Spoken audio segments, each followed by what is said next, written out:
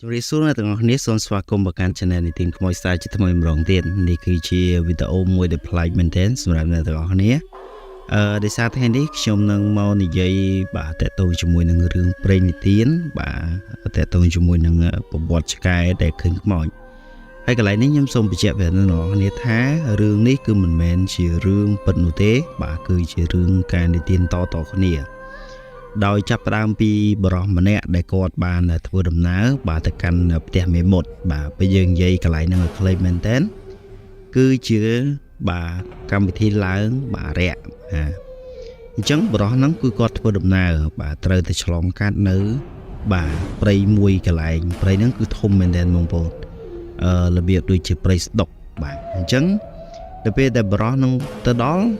បាទស្រាប់តែឮសលេងបាទបរោះម្នាក់ទៀតស្រែកហៅពីក្រោយប៉ុន្តែបរោះហ្នឹងគឺគាត់ដឹងហើយបាទគាត់ហ្នឹងដឹងថាបរោះហ្នឹងគឺជាអមនុស្សហើយ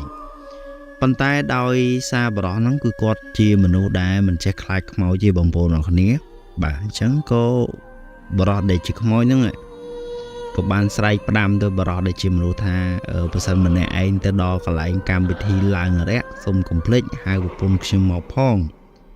អញ្ចឹងបរោះជាមនុស្សក៏ឆ្លើយទៅកាន់បរោះជាខ្មោចថាឲ្យខ្ញុំហៅយ៉ាងម៉េចបើខ្ញុំមិនបានមើលឃើញអ្នកឯងផងបាទអញ្ចឹងពេលនោះអមនុស្សប្រុសបាទដែលជាខ្មោចប្រុសហ្នឹងក៏បានហុចពទាប្រហោងបាទអញ្ចឹងនៅពេលដែលហុចឲ្យបរោះហ្នឹងក៏យកទៅលាបភ្នែកពេលដែលលាបហើយបងប្អូនគឺឃើញនៅពពួកអមនុស្សជាច្រើននៅក្នុងព្រៃហ្នឹងគឺច្រើនមែនទែនអញ្ចឹងនៅកន្លែងហ្នឹងយើងចង់លើកអំពីទ្រឹស្ដីរបស់ពុទ្ធសាសនាណាដែលលោកសម្ដែងថាបើយើងនិយាយពីពួកអមនុស្សហ្នឹងគឺវាច្រើនជាងមនុស្សយើងទៀតមនុស្សយើងរស់នៅត្រឹមឧទាហរណ៍ថា3សែនបាទអញ្ចឹងអមនុស្សវាអាចឡើងដល់4សែនអញ្ចឹងទៅអញ្ចឹងនៅពេលដែលឃើញបាទអមនុស្សជាច្រើនអញ្ចឹងគាត់ក៏ដើរហួសទៅបាទដើម្បីតម្រង់ទៅកម្មវិធីរបស់គេអញ្ចឹងពេលតែដើរទៅដល់នោះគាត់ក៏ឃើញពពួកអមនុស្សស្រីជាច្រើនបាទកំពុងតែដដើមគ្នាស៊ីចំណែនដែលគេដាក់ក្នុងពែអញ្ចឹងគាត់ក៏បានហៅនារីដែលជាប្រពន្ធរបស់អមនុស្សប្រុសនោះអញ្ចឹងនាងនឹងក៏បាទដឹងបាទហើយក៏ឆ្ងល់គិតក្នុងចិត្តថាចុះមកគាត់នេះក៏មើលអញឃើញហើយហៅឈ្មោះអញត្រង់ទៀតអញ្ចឹងនៅពេលនោះនាងដែលជាអមនុស្សស្រីហ្នឹងក៏បានមកសួរបាទបរោះដែលជាមនុស្សនេះថាហេតុអីបានអ្នកឯងមើលខ្ញុំឃើញហើយដឹងឈ្មោះរបស់ខ្ញុំអញ្ចឹងបរោះនោះក៏ប្រាប់ថាមិនឲ្យខ្ញុំដឹងមិនដោយសារប្តីអ្នកឯងបានប្រាប់ឈ្មោះដល់ខ្ញុំហើយក៏ដូចជាបានឲ្យពទាប្រហោងនេះឲ្យខ្ញុំដើម្បីឲ្យខ្ញុំមើលឃើញអ្នកឯងអញ្ចឹងទៅអញ្ចឹងពេលនោះនាងដែលជាខ្មោចស្រីហ្នឹងក៏ចាប់ផ្ដើមបាទប្រវេប្រវាយយកពទានោះយកមកវិញបាទព្រោះមិនចង់ឲ្យមនុស្សឃើញទេកាលណាដែលមនុស្សមើលឃើញអាមនុស្សគឺវាពិបាកនាងពិបាកអូស៊ីអីណាព្រោះយើងដឹងស្រាប់ហើយពពួកអាមនុស្សគឺការ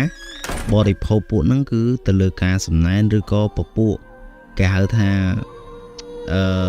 ភាពអាក្រក់ណាបើន័យថាដូចជាខ្ទុះឈាមមួយដើមអញ្ចឹងទៅអញ្ចឹងកំពុងតែដើមគ្នានោះបរោះដែលកំពុងតែកាន់ពទាប្រហោងក៏ធ្លាក់ពទាទៅឆ្កែមកក៏ស៊ីពទាហ្នឹងទៅអញ្ចឹងมันធ្វើឲ្យឆ្កែរបស់យើងដែលតែងតែចាស់តែនិយាយថានៅពេលដែលវាលូហ្នឹងគឺវាឃើញខ្មោចគឺវាមានដើមហេតុមកពីនឹងឯងហើយខ្ញុំសូមបញ្ជាក់ម្ដងទៀតបងប្អូនអរគ្នានេះគឺមិនមែនជារឿងពិតទេបាទគឺជារឿងព្រេងនិយាយតគ្នាអញ្ចឹងអរគុណច្រើនសម្រាប់អ្នកនរគ្នាដែលចំណាយពេលវេលាតាមដាននៅវីដេអូមួយនេះហើយសង្ឃឹមថាអ្នកនរគ្នានឹងពេញចិត្តហើយសម្រាប់បងប្អូនអរគ្នាដែលចង់ចែកម្លែកតាក់ទងជាមួយនឹងរឿងពពួកមនុស្សលងមិនឡាចសូមកុំភ្លេចធ្វើការឆាតចូលនៅក្នុង page និទានខ្មោចបាទអញ្ចឹងក្រុមការងារនឹងយកបាទក៏ដូចជាសាច់រឿងពុកម៉ែបងប្អូនអរគ្នាយកមកធ្វើជាវីដេអូដើម្បីចែកម្លែកទៅកាន់ពុកម៉ែបងប្អូនដទៃទៀតអញ្ចឹងគណៈពេលនេះសូមអរគុណសូមជម្រាបលា